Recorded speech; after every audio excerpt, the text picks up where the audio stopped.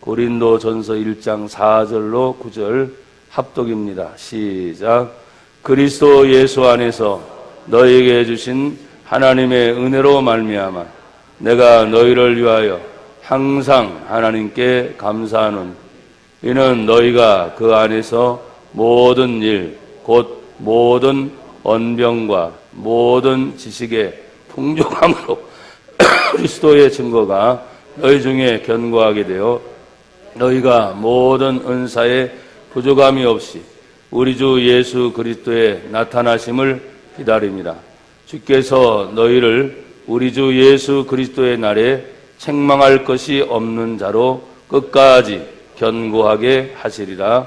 너희를 불러 그의 아들 예수 그리스도 우리 주와 더불어 교제하게 하시는 하나님은 미쁘시도다. 아멘. 한번 고백합시다. 은혜 주시는 하나님. 한 번 더요. 은혜 주시는 하나님. 자, 2019년에도 믿음의 그 복을 똑같이 계속 한 번 더 하시겠습니다. 나는 은혜 받아 잘 될 것입니다. 나는 성령 충만 받아 잘 될 것입니다. 나는 예수님이 내 안에 계셔서 잘 될 것입니다. 나는 다시 회복되어 잘 될 것입니다. 나는 감사와 축복으로 잘 될 것입니다. 나는 믿음의 열매로 잘 될 것입니다. 나는 예수님의 사랑으로 잘 될 것입니다. 나는 신앙의 열정으로 잘 될 것입니다. 나는 하나님의 군사로 잘 될 것입니다. 나는 복음을 전하는 충성된 일꾼으로 잘 될 것입니다.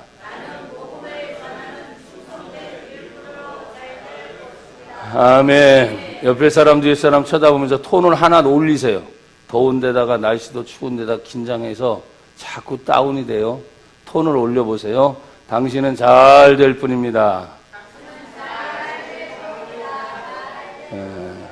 아멘. 할렐루야. 네, 자꾸 사람이 긴장하면 몸이 더 움츠러들게 되고 힘들어지게 돼요. 그러니까 좀 여러분들이 그럴 때일수록 어깨를 활짝 펴고 펴보세요. 지금 허리도 고추 세우고 힘 좀 주세요. 힘 좀. 그 다음 고개도 좀 이렇게 하시고. 교회 오느라 수고하셨어요. 추운 겨울에. 어떤 분들은 혹시라 아유 추운데 가야 되나 이런 분이 혹시 계셨을지도 몰라. 그렇지만 오신 분들은 은혜입니다. 하루하루 살아가는 것이 하나님 은혜고 매 순간순간이 하나님의 은혜고 제가 목요일 금요 저녁 기도할 때도 목소리가 이 정도까지도 안 나와서 이게 감기인지 모르고 그냥 무식하게 그냥 계속 했더니 결국 이게 더웠다 추웠다 하니까 목감기까지 와서 힘들었었는데 그래서 오늘 이렇게 설교할 수 있도록 훨씬 더 부드럽게 해서 하나님께 감사하고 여러분들을 또 웃으면서 만날 수 있어서 감사합니다. 오늘 성경 본문은 사도 바울이 예수님을 다메섹 도상에서 만나서 그가 제1차 전도여행부터 제2차 전도여행을 쭉 다니면서 하나님의 교회들을 많이 세웠죠. 그리고 다메섹 도상에서 예수님을 부활하신 예수님을 환상 중에 만난 그 체험과 경험이 자신의 일생 동안 오직 예수를 위해 살겠다고 하는 믿음을 갖게 되었습니다. 자기의 의지가 아니라 하나님이 직접 불러주셨고 그를 만난 것처럼 나는 여러분들이 성경을 읽는 것이든 또 성경을 듣는 것이든 여기에 집중하지 말고 성경을 읽고 듣는 것은 하나님 말씀을 그대로 순종하는 것이다. 그리고 그 하나님을 인격적으로 만나는 것이다. 그래서 기독교 신앙은 살아계신 하나님을 만나는 것이다.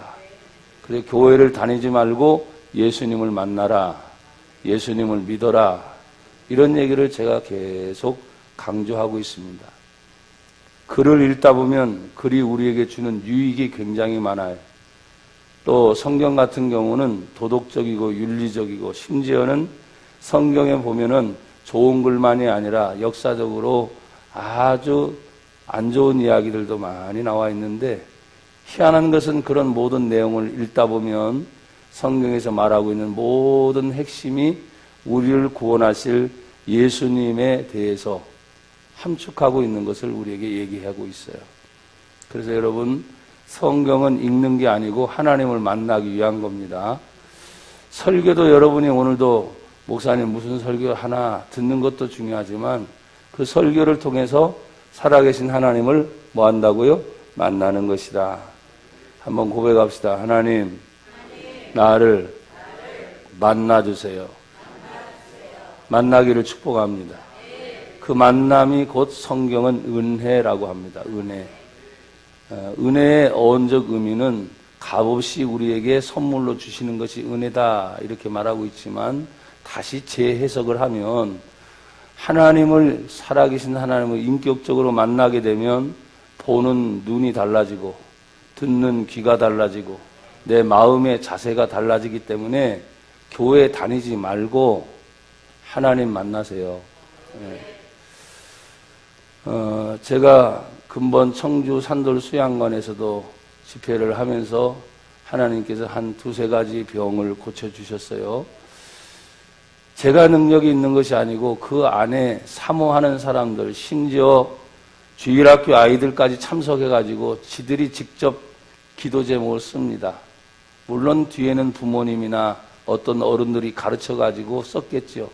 빗들 써가면서 언니는 동생의 병을 고쳐달라고.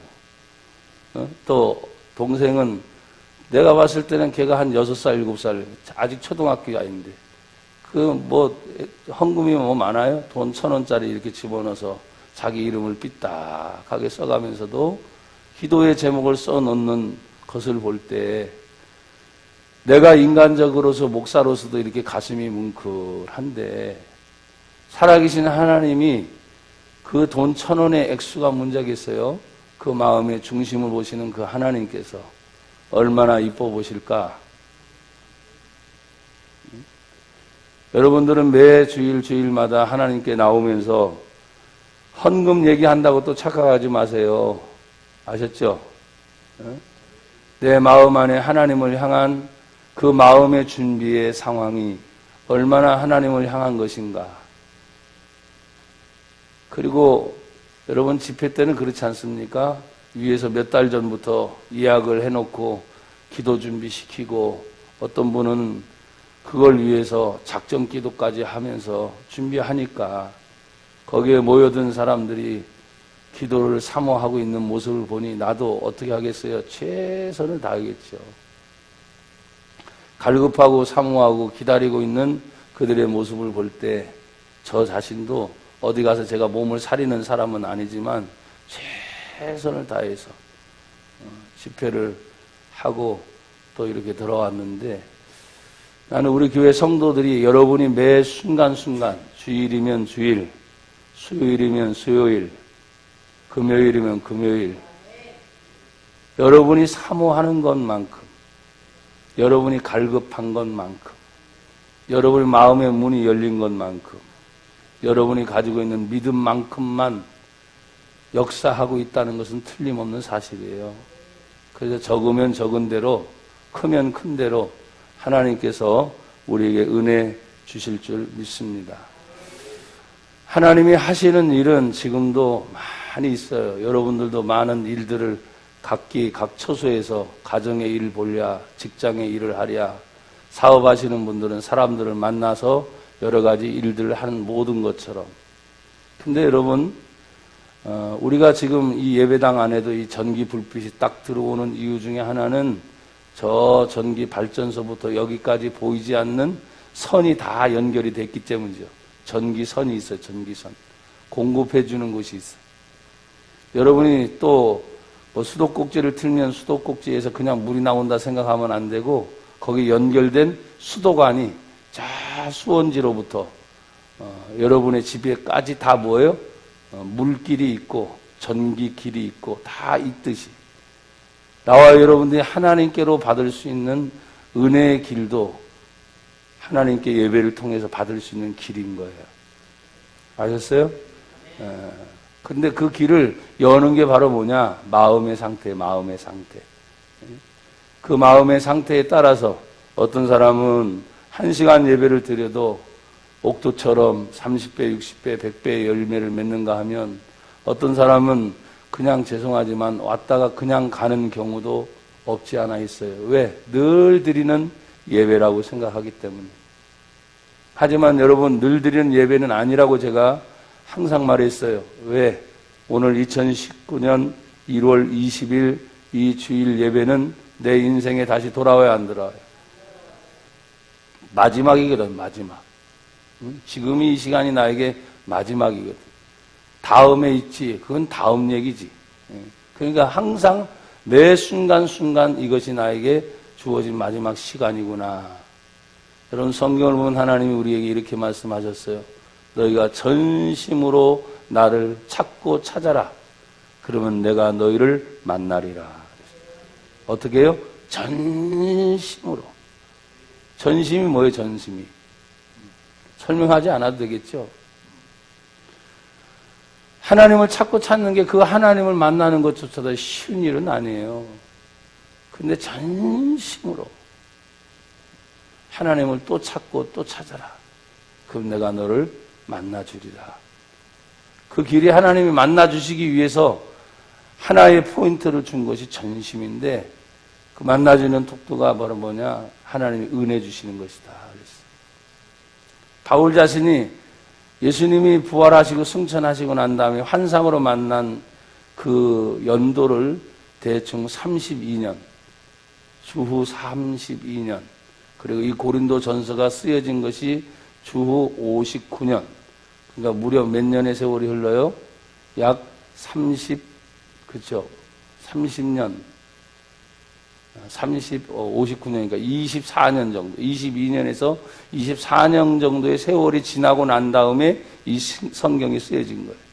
우리 교회도 보면 이제 19년 되니까 내년에 20주년이 되니까 그러니까 그 세월이 흘러가고 있는 동안 바울이 성령의 체험을 받고 예수님을 만났고 1차 전도여행, 2차, 3차 하면서 수없이 많은 위기를 겪었어요. 죽을 뻔한 때도 많죠. 나는 종종 여러분에게 설교할 때 이런 말을 합니다. 지금 2000년, 19년이니까 우리가 가지고 있는 문명의 혜택, 과학의 혜택, 의학의 혜택, 그것이 전혀 없었던 2000년 전의 세월을 한번 생각해 보면 참 힘들 거다. 힘들어도 그 사람들은 걸어서 가든지 아니면 최고의 수단이 말 타고 움직이는 거겠죠. 아니면 섬과 섬, 바다를 건너갈 때 배를 타고 움직여도 사람들이 노를 젓거나 바람의 풍랑을 이용해서 배가 움직이거나 그 정도의 차원에 아무리 큰 배라 할지라도 동력이 없었기 때문에 그렇게 움직였던 그 시절에 풍랑을 만나면 모두가 죽을 수 있는 그런 환경들 속에 살아가던 그때에 20몇 년의 세월이 흘러간 동안에 정말 바울의 마음은 어땠을까 하는 거예요. 여러분도 고생하고 난 다음에 10년 고생했다, 20년 고생했다, 30년 고생했다 이런 얘기들 해요, 안 해요? 예? 그러면 어떤 사람은 말이죠, 얼마나 그게 힘들었더니 아유 10년 감수했네. 그게 너무너무 힘들었던 거야. 그러니까 그 너무너무 힘들었던 것이 10년 감수했다 할 정도로 그 공력을 생각할 때 얼마나 힘들었을까. 그 힘든 와중에도 예수님의 복음이 들어가서 아멘. 하나님의 교회가 세워지고 아멘. 성도들이 은혜 받고 지금은 너무나 좋은 환경이잖아요. 그러니까 여러분이 마음만 먹으면 사실은 뭐예요? 얼마든지 할 수 있다고. 얼마든지. 근데 문제는 그 하나님의 은혜를 사모했던 그 갈급한 마음들이 우리를 향해서 자꾸 뺏어가는 또 다른 것들이 자꾸 있어요. 그것 때문에 우리는 자꾸 갈등을 겪는 거죠. 여러분, 돈 벌어야지요. 그죠? 아멘 하세요. 괜찮아요. 돈 벌어야지요. 맞는 말이에요. 이 세상에서 내가 살아갈 때 딴 사람보다도 뒤처지지 않게 그래도 갖고 살아야 되지 않겠어요?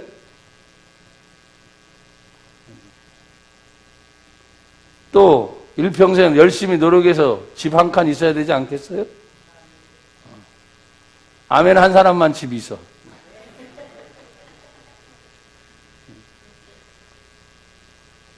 평생 남의 집 사글방 살다가 그냥 가요? 평생 전셋집 대출받아서 그 대출부금 갖다 그냥 가요?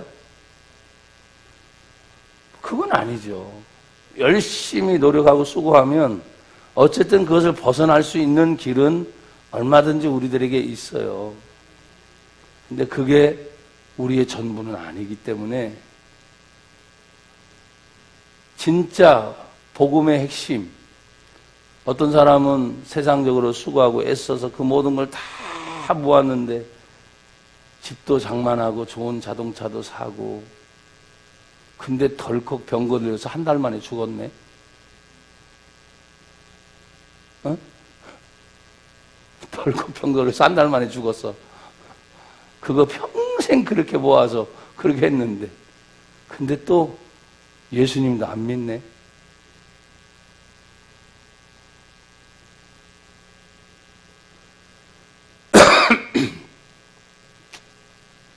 그런 사람들이 종종 있어요. 그러면 여러분, 우리가 성경에서 말하는 예수님을 안 믿으면 죄 문제가 해결이 안 되니, 그 사람이 아무리 성실하게 살았고 돈을 모고 살았지만 죄 문제가 해결이 안 되니 성경 그대로 죄의 삭은 사망이라 그 후에 심판이 있는데 예수님을 알지 못하는 구원의 도를 모르니 영생 지옥이라. 평생 지옥이라. 얼마나 끔찍해요. 나는 여러분이 누차 묻습니다. 천국과 지옥이 있는 걸 믿어요? 여러분의 믿음과도 상관도 없어. 사실은 내가 믿어요 물어보는 것조차도 어리석은 거야. 성경에 하나님이 있다고 했어. 성경대로 되는 거 아닙니까? 그래서 예수님이 길이요 진리요 생명이라고 할 때 예수님이 아니고는 하나님께로 나아갈 길이 없다고 말했기 때문에 우리는 늘 말한다 그랬잖아요. 예수님이 우리의 구원자이십니다. 그 구원자이신 예수를 만나고 난 다음에 20년의 세월이 흘러도 변함없이 바울은 전도의 길을 갔단 말이에요. 가는 동안 강도의 구려를 만나고 배고픔을 강하고 또 매맞는 태장이 있고 감옥에 갇히기도 하고 병든 육신의 몸이 있었는데 변함없이 그 길이 추운 길이든 더운 길이든 어느가 상관하지 않고 그냥 그 길을 갔단 말이에요. 왜? 그 안에 본질 예수님이 계셨기 때문에. 예수님 때문에 자신의 인생을 살아가는 거죠. 돈 때문에 인생을 살아가는 게 아닙니다. 세상 때문에 인생을 살아가는 게 아니고 자기를 붙잡아 주시고 구원하신 그 예수님 때문에. 자기도 바리새인이었죠. 율법을 얼마나 잘 지키는 사람이었는지 그 자신이 나중에는 대제사장의 후보감이 될 만한 그런 정도의 실력 있는 사람이었어요. 그렇기 때문에 예수 믿는 사람들을 잡아다가 핍박하고 박해하고 그리고 그런 공문을 받아가지고 공신력 있는 그 시대 사람으로서는 절대 권력, 절대 정치의 힘으로, 절대 종교인의 힘으로 예수 믿는 사람들을 박해하고 핍박했다가 길가 중에 예수님이 직접 만나서 당신이 누구냐? 네가 핍박하는 예수다. 자기가 핍박하는 예수. 그 예수를 만난 순간 그의 삶이 어떻게 3일 동안 눈을 멀고 3일 동안 먹지 못하는 생각 속에 사로잡혀 있었을 때 그냥 생각이 아니라 깊은 묵상이었겠지. 사랑하는 여러분, 교회 다니지 말고 예수님 만나세요. 예수님 믿으세요.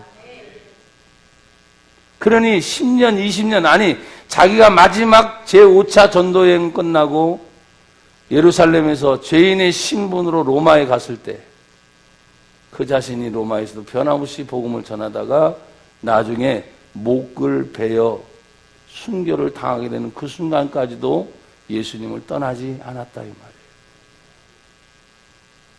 오늘날 돈 때문에 예수 팔아먹고 교회 떠나는 사람 많습니다. 사람 따라 교회 다녔다가 사람 때문에 떠나는 사람 많고요. 교회가 어디 우리 교회뿐이겠습니까? 큰 교회, 작은 교회, 더 훌륭한 목사님들이 계신 교회도 많아요. 근데 교회마다 보면 그런 사람들이 많더라고요. 제가 우리 교회만 있는 게 아니고 여기저기 다니다 보면 별의별 이야기를 많이 듣습니다. 근데 나는 늘 물어요. 진짜 예수를 믿는다면 예수님을 떠날 수 없죠. 때로는 상처가 있기도 하고 어려움을 겪기도 하겠지만 떠날 수가 없는 거겠죠. 고린도 교회는 모범적으로 상당히 부흥하는 교회였습니다. 초대교회인데도 불구하고.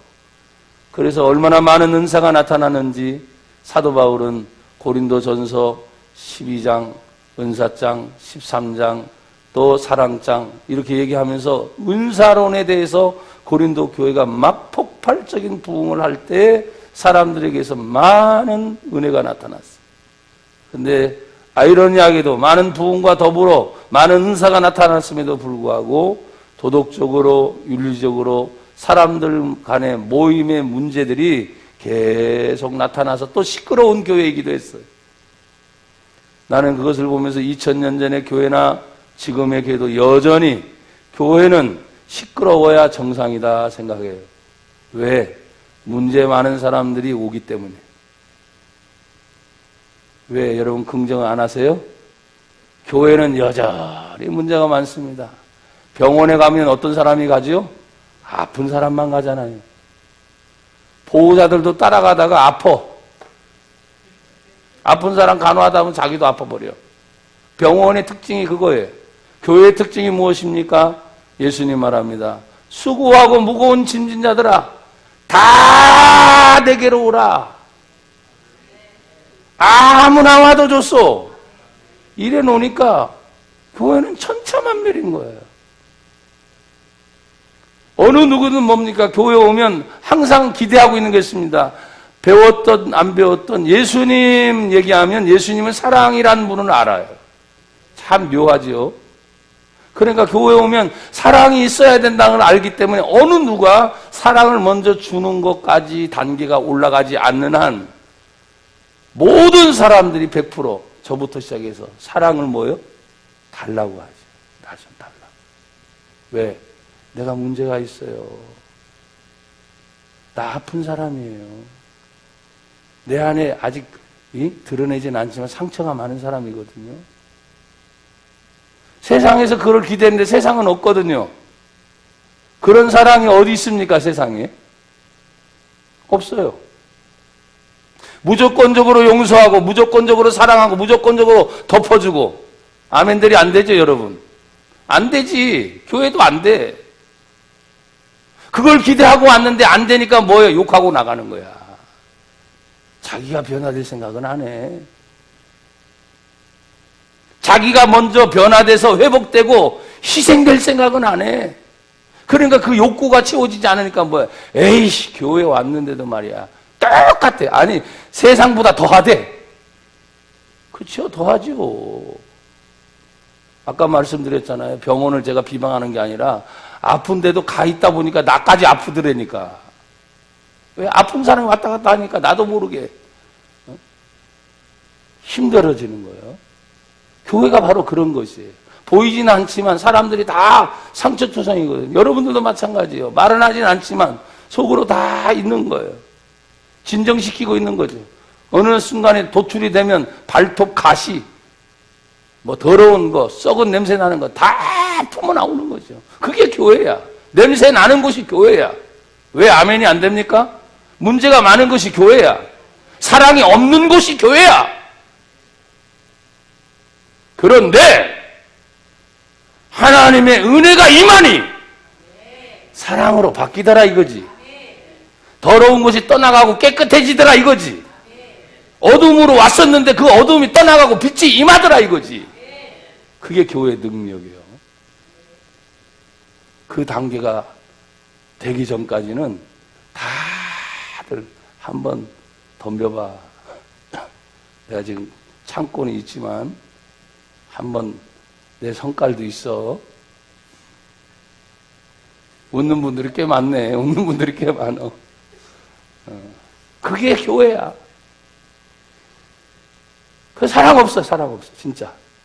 똑같아. 왜? 세상 속에 있는 교회가 그러니까. 그래서 세상 속에 있는 교회를 뭐라 그래요? 불완전한 교회라 그래요. 또 신학적인 용어로 뭐라 그래요? 세상 교회는 뭐냐면 항상 전투적인 교회라 그래요. 전투적인 교회. 왜? 영적인 보이지 않는 마귀와의 싸움이 일어나는 곳이니까 여러분 보십시오. 성령의 충만한 하나님의 은혜가 임하기 전에, 내가 평안이 오기 전에, 내가 치유받고 회복되기 전에, 내가 사랑을 충만하게 받기 이전에 상황으로 가보면 어느 순간 나도 모르게 튀어나가. 제가 한참 전에는 설교 전에도 이렇게 띄우면서 그림도 보여주고 그런 적도 있었잖아요.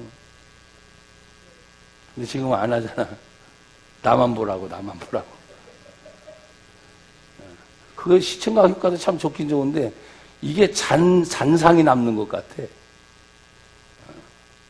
하고 하다가도 설교가 집중이 안 되고 자꾸 흩어지는 걸 제가 봤기 때문에 안 하는 거예요. 못하는 게 아니라 집중이 한 곳에만 쫙 돼야 되거든요. 아셨어요? 저도 칠판 놓고 왜 못 쓰겠어요?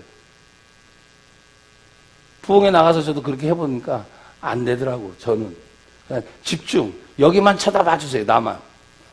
눈과 눈이 마주칠 때, 소리와 소리가 마주칠 때, 제가 여러분에게 지금 소리로 말할 때 여러분 아멘으로 화답하잖아요. 그렇죠? 그러니까 보이지 않는 뭔가 서로 마주칠 때, 이것이 지금 우리 교회는 작으니까 별로 없지만, 아니 수백 명 수천 명이 모여도 제가 그랬잖아요. 그게 느껴진다고 했죠. 그게 느껴지는 거. 어떤 보이지 않는 파장, 보이지 않는 그런 기운들이 있는데, 우리는 하나님께서 역사할 때 예배는 성령이 함께 하시는 시간이거든요. 그런 성령이 역사하지 못하도록 방해하는 어둠의 세력이 분명히 존재해요. 그러니까 전제해야 돼. 교회는 사랑이 없는 곳이야. 하지만 주님의 사랑이 회복되니까 아, 진짜 교회는 사랑이 없는 것이 아니었구나. 그리고 진짜 사랑이구나 하는 것이 발견되기까지. 말씀이 없어서 여러분 교회가 말씀이 아닙니까? 예배가 없어서 오늘날 성도들 은혜를 못 받습니까? 기가 막히잖아요, 여러분요. 얼마나 좋은 설교, 얼마나 훌륭한 목회자들의 설교. 아무 때나, 여러분 그냥 아무 때나 어디서나 볼 수 있는 시대에 우리는 살고 있어요. 근데 뭐라 했어요, 여러분? 진짜 예배자가 예배의 시간에 그 시간만큼 더 좋은 시간이 없는 거예요. 여러분 오늘 1장 4절에 보면 그리스도 예수 안에서 너희에게 주신 하나님의 은혜로 말미암아 내가 너희를 위하여 항상 하나님께 감사한다. 하나님의 은혜는 어떻게 와요? 그리스도 예수 안에서 너희에게 주신 하나님의 은혜. 오직 예수를 통해서만 하나님의 은혜가 옵니다. 또 여러분 하나님의 은혜는 어떻게 역사가 일어나고 어떻게 오는가에 대해서 여기 보면 하나님의 의뢰로 말미암아 내가 너희를 향하여 항상 하나님께 감사하다. 항상 하나님께 감사할 수 있는 게 뭐냐? 아, 그 안에 보이지 않았던 풍성함이 보이기 시작하는 거예요. 여러분 우리 교회를 보면 왜소하지요. 우리 교회로 보면 또 내부적으로 봐도 뭔가 할 것 같아?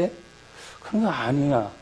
근데 해내고 있는 일들을 보면 아, 하나님이 우리를 통해서 하시는구나.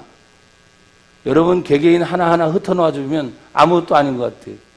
근데 우리가 전체 힘이 없는 사람들이 모여서 같이 있어도 하나님이 교회라는 이름을 통해서 그 일을 해나갈 때 아, 풍성하구나. 여러분이 1월 첫째 주에 공동회의 때 우리 교회 수입 전체가 얼마인지, 지출이 얼마인지 얘기했어요. 별로 여러분은 와닿지 않을 거야. 근데 나는 실제적인 사람이니까 가서 보면, 야, 1년 동안에 이 정도의 헌금으로 이 정도의 일을 했다? 우리 교회로는 불가능한 거. 그냥 여러분들이 그냥 순진해서 그냥 넘어가니까. 할렐루야, 아멘. 항상 그러니까. 그렇지. 그냥 넘어가는 거지. 될 수 없는 일을 되게 하신 하나님. 그 가운데 바로 저와 여러분 한 분 한 분이 계신 거예요. 어떤 사람은 많이 했으니까 자기를 드러내고 드러낼 것도 없어. 많이 한 사람이 없으니까. 어떤 사람은 너무 적게 해서 미안할 거 없어. 그냥 그러니까. 근데 이것이 하나로 뭉쳐서 뭐예요? 우리 교회가 하나님의 영광을 위해서 쓰임을 받고 있다는 것만으로 뭐예요? 감사한 거예요. 여러분 한번 손을 들어보세요. 하나님, 여러분 가슴을 치면서 여러분 스스로 얘기하란 말이에요. 하나님 나를 써주옵소서. 아멘. 작으면 작은 대로, 크면 큰 대로 쓰임은 받으면 되고요. 우리 연세 드신 어르신들이 계신데 내가 또 나이 들어서 뭘 하겠어? 아니, 자리를 지켜주는 것만 해도 은혜예요. 자리를 지켜주시는 것만 해도. 듬직하거든요. 어른들이 계시면. 또 어른들이 깨닫는 말 한마디 한마디를 툭 던져주실 때 그것이 경험이거든요. 경험. 우리 살 수 없는 그런 은혜들이 있어요. 자, 한 번 더. 두 손입니다. 이제 하나님 나를 써주옵소서. 아멘. 언제까지? 네, 주님 부르실 때까지. 여러분이 죽을 때까지가 아니에요.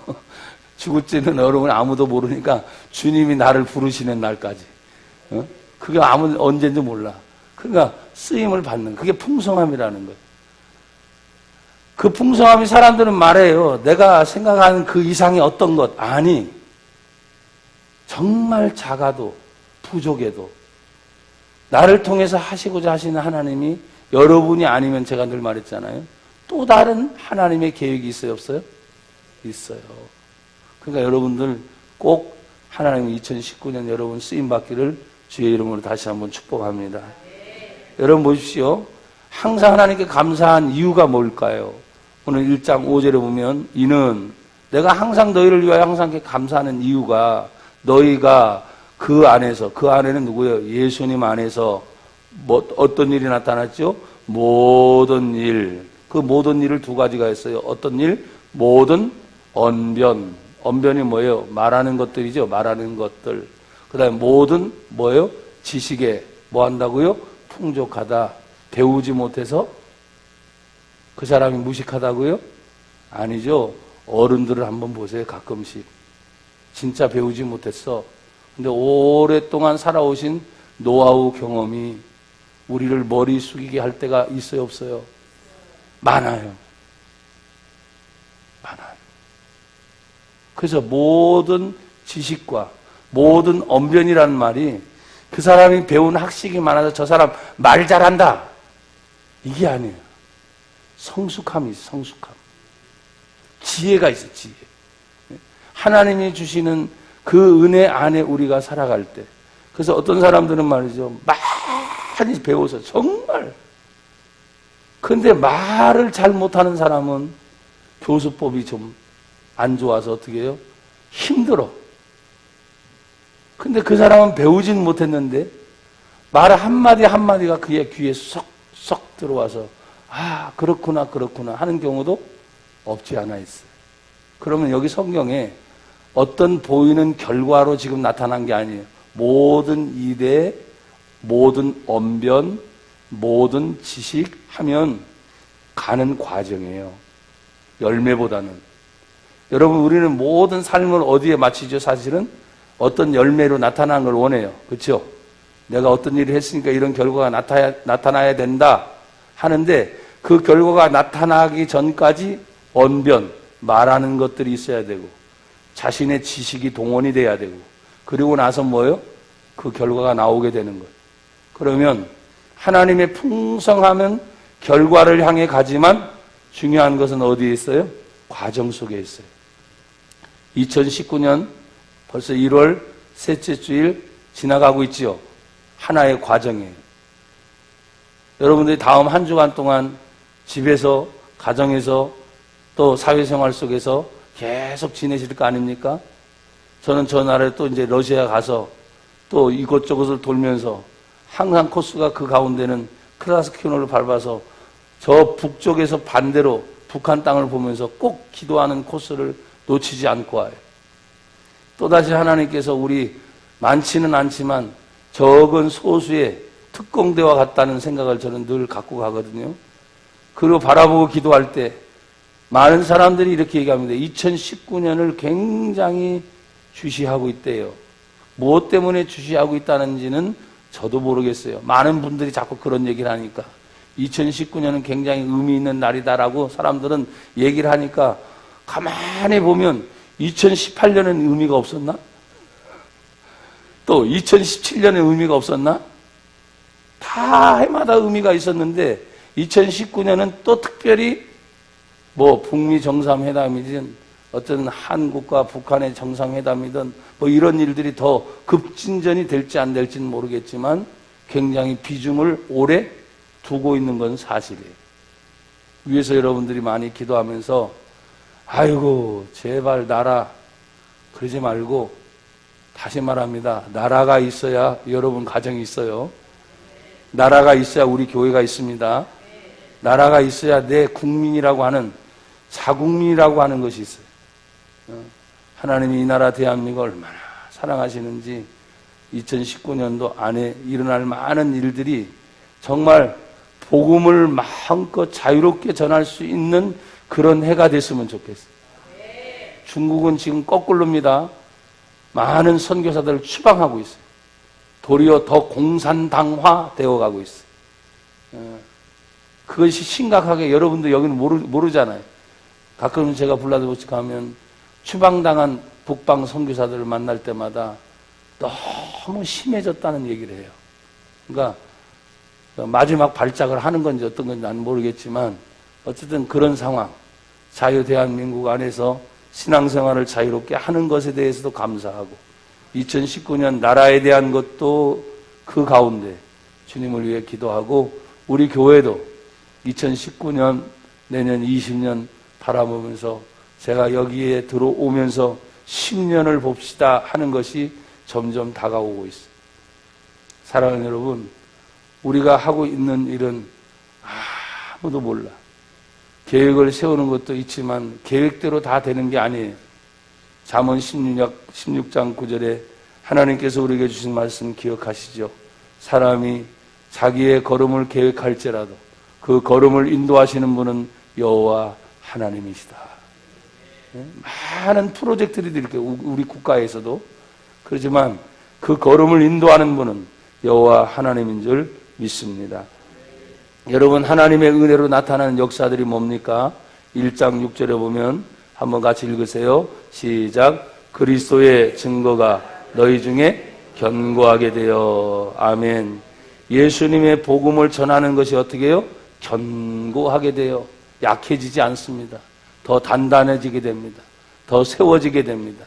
사람들은 가다가 내 마음에 안 들거나 보이는 현상이 좀 이렇게 쭈그러들게 되고 낮아지게 되면 안 되는 것 같은데 이래요. 천만에 예수님의 복음의 증거를 향해서는 계속해서 견고히 서가고 우리 눈에 보이진 않지만 전 세계적으로 향한 예수님의 재림을 막을 수 있는 손길이 누가 있겠어요? 없죠? 그런 가운데 나라들이 쓰임을 받는 거예요. 우리나라도 마찬가지고요. 또 우리 교회도 마찬가지입니다. 2019년대 저와 여러분들을 통해서 하실 일에 대하여 하나님의 증거는 견고히 세워지게 될 줄로 믿습니다. 또 7절 두 번째, 너희가 모든 은사에 뭐가 없다고요? 모든 은사에 부족함이 없다. 은사는 기프트라는 단어로 설명이 될 수 있어요. 선물이에요, 선물. 여러분, 선물을 주는 사람은 뭘 줄지를 항상 생각하죠. 상대를 생각하고 있어요. 하나님이 우리 교회를 향해서, 하나님이 여러분 한 분 한 분을 향해서 만약에 어떤 은사를 줄까 생각을 하실 때 선물을 받는 사람도 생각하고 있겠죠. 자기가 원하는 선물이 있을 거 아니에요. 맞아요? 근데 다 돈일 것 같아. 다 돈일 것 같아. 또 없으니까 다 뭘 있는 것 같고. 그런데 어쨌든 모든 은사라 그래. 모든 은사에 부족함이 없다 했을 때 여러분의 것을 좀 한번 내려놓기를 바라요. 나는 하나님께 돈을 구한 적이 몇 번 있긴 해요. 근데 돈은 잘 구하진 않아요. 몇 번 있긴 하지만 돈을 잘 구하지 않는다는 의미는 뭐냐면, 하나님, 내가 주의 일을 하는데 필요한 것이 돈이라면 돈을 주시지만 돈을 위해서 기도는 하진 않아요. 내가 주님의 일을 하려고 할 때 나를 더 쓰시려고 하겠다면, 주님, 내가 마지막까지 하나님께 쓰임받기를 원합니다. 이게 가장 주된 기도 제목이지, 뭘 위해서 뭐가 필요합니다. 뭘 위해서 뭐가 필요합니다. 그렇게 기도하진 않아요. 우리 교회가 가장 위기의 상황에 있을 몇 번의 위기 속에서는 진짜 돈만 놓고 기도한 적도 있어요. 하나님, 돈입니다. 정말 돈. 그렇지만 그거는 아주 극소수일 때, 그 나머지 모든 전체 기도는 항상 동일합니다. 하나님, 내가 마지막까지 하나님의 일에 쓰임받게 하옵소서. 우리 교회가 마지막까지 하나님의 일에 쓰임받게 하옵소서. 그건 동일해요. 그래서 여러분, 모든 은사의 부족함이 없게 하시고, 그리고 7절 중간에 우리 주 예수 그리스도의 나타나심을 어떻게 해요? 기다린다. 우리 주의 그리스도의 날이 뭡니까? 다시 오시는 재림의 날입니다. 예수님 이 시대만 해도 다시 오신다고 했는데 2000년이 지난 지금도 여전히 다시 오실 예수님을 우리는 기다립니다. 그리고 성경대로 예수님은 다시 오시겠죠. 이것을 우리는 역사적인 종말이라 그래요. 또 우주적 종말이라 그래요. 진짜 가신 예수님이 다시 오실 것. 초대 사도들만 보았던, 그리고 500의 형제가 부활하신 예수님을 보고 떠나갔던 그 승천하신 예수님을 봤던 것이 진짜 이 세상 모든 사람이 마지막 알게 되는 그날이 오게 될 거예요. 이게 성경의 신앙의 신앙. 그러면 그 주님 오심을 대해서 모든 세계가 뭐예요? 다 준비가 되는 거예요. 그 과정 속에 얘기했죠. 공산주의가 있었던, 이슬람이 있었던, 무슨 힌두교가 있었던, 뭐가 있었던 상관없어. 성경에서 말하는 마지막은 우리 예수님 다시 오신다는 거예요. 그걸 늘 마음속에 여러분 품고 계셔야 돼요. 또 이제 마지막, 하나님의 은혜로 우리에게 주신 축복이 무엇입니까? 오늘 여기 8절 9절에 보면 세 가지로 제가 나눴어요. 8절 또 읽어요. 시작. 주께서 너희를 우리 주 예수 그리스도의 날에 책망할 것이 없는 자. 할렐루야. 책망할 것이 없는 자로 여러분 스스로를 지킬 수 있도록 은혜를 주세요. 여러분, 겉으로 봤을 땐 가만히 있으면 아무도 괜찮잖아요. 근데 그 속까지 드러내서 다 파헤쳐 보면 수없이 많은 죄가 있을 수 있어요. 다 모르죠. 그래서 하나님 앞에 두려운 말이 뭔지 아세요? 우리는 여러분을 지금 겉으로 보고 몰라요. 근데 하나님은 우리의 마음의 중심까지 보신다는 거예요. 그게 참 두려운 말씀이기도 하고 또 사랑스러운 말씀이기도 해요. 왜? 다 아시니까. 다 아시니까 회개하면 용서해 주시고 다시 사랑해 주신다. 근데 끝까지 고집스러워서 그걸 고백을 안 해요. 그러니까 주님도 지켜보고 계시겠죠. 그래서 회개하는 거죠. 회개. 책망할 것이 없는 자기 자신. 끊임없이 회개하면서 여러분의 영혼을, 여러분의 삶을 성결을 하게 하시기를 주의 이름으로 축복합니다. 그리고 마지막 부분에 보면 책망할 것이 없는 자로 끝까지 어떻게 해요? 견고하게 하시리라. 의인은 7번 넘어져도 여덟 번째 다시 일어섭니다. 견고하게 세워주십니다. 하나님 우리를 넘어지는 걸 원치 않으세요. 여러분 항상 일어서기를 축복합니다. 그리고 든든히 세워지기를 축복합니다. 이제 9절 같이 읽어볼까요? 시작. 너희를 불러 그의 아들 예수 그리스도 우리 주와 더불어 교제하게 하시는 하나님은 미쁘시다. 변함이 없으시다. 이런 뜻이에요. 미쁘시다. 변함이 없으시다. 항상 일정하다는 거예요. 우린 기분이 좋으면 기분이 확 좋은 거죠. 업된다 그러죠. 기분이 나쁘면 어떠죠? 갑자기 다운된다 그러죠. 그 기분이 기준선인 것 같아. 신앙은 기준이 기분선이 되면 안 됩니다. 내 마음의 상태가 그러니까 오늘 정말 어쩌해 하면서 예배 나오는 날인데도 불구하고 오늘 이 기분 갖고는 이 마음 갖고는 예배 갈 수 없어. 이제 이렇게 자기가 기준이 돼 버렸어요. 제가 그래서 종종 썼던 대화 중에 하나가 바로 그겁니다. 저도 목회자 부부이기 때문에 부부다 보니까 싸울 수가 있어요, 없어요? 싸우면 안 되나요? 말다툼 할 때가 있죠? 네. 근데 하필이면 그날따라 예배 전 30분에 싸웠네. 예배 전 30분에 싸울 수도 있잖아요. 지금 싸우고 내려왔다는 말이 아니고 또 오해 없이 잘 들으세요. 예배 전 30분 전에 말다툼 할 수도 있잖아요. 갑자기 어떤 일로. 자, 목사가 바로 내려와서 예배를 드려야 되는데 예배 드리고 싶겠어요? 그게 기분이에요. 마음으로는 안 돼. 근데 그거 상관없이 제가 직무가 있죠, 직무가. 와서 예배를 인도해야 되는데. 저는 직무가 너무 크니까 와서 예배를 드리는 거야. 여러분은 직무가 없으니까 에이씨 집에서 이제 안 나와버리는 거야? 그런 거예요? 그건 아니라는 거예요. 예배는 예배인 거야. 싸워서 죄송해요. 기분 나쁘고 더러워도 그냥 예배는 예배야. 왜? 하나님께 약속한 거기 때문에. 하나님을 생각하고 드려야 되는데 우린 자꾸 집안에서 누구랑 아니면 어떤 사람이랑 해서 내 감정과 기분을 따라서 기준을 세우고 하나님을 섬겨 말어. 그럼 자기가 하나님이지. 하나님 중심이란 말은 내 기분 감정 따라서 움직이는 게 아닙니다. 아셨죠? 여기 더불어 하나님과 교제한다는 게 바로 그 뜻이야. 매 순간순간 주 예수 그리스도와 더불어 하나님이 교제하게 하시는 하나님이다. 그게 축복이거든요.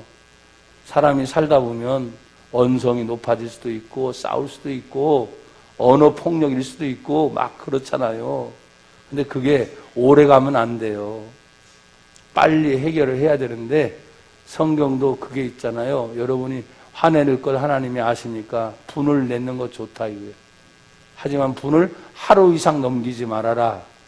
왜? 마귀가 틈 못하도록 해라. 화도 낼 수도 있어요. 짜증 낼 수도 있어요. 하지만 그게 오래 가면 마귀가 틈을 탄다. 왜? 우리는 사람이 그냥 사람이 아니에요. 영적인 사람이에요. 내 안에 영혼이 있기 때문에 이 영혼이 계속해서 화난 상태면 마귀가 틈을 탄다는 거예요. 여러분이 짜증낸 상태에서 마귀가 틈을 탄다는 거예요. 그 말씀을 하시는 거예요. 그래서 하나님과 더불어 교제한다는 건 순간순간 내 감정이나 내 기분에 좌우하지 않고 하나님이 여러분과 저의 주인이 되어서 하나님께 예배하는 것도 예배의 시간이 있고요. 예배 드리지 못하더라도 매 순간순간 살아가면서 내가 사람을 만나든 누구를 만나든 그 사람들과 더불어 교제가 자꾸 아름답게 일어나야 되는 거예요. 그게 축복이에요. 그래서 내 감정에 기준을 두지 마십시오. 항상 하나님 안에서 교제하면서 승리하시는 저와 여러분이 되기를 주의 이름으로 축복합니다. 하나님 아버지 감사합니다. 오늘도 은혜 주시는 하나님 안에서 더 풍성한 삶이 되도록 저희를 인도해 주옵소서. 예수님 이름으로 기도합니다. 아멘.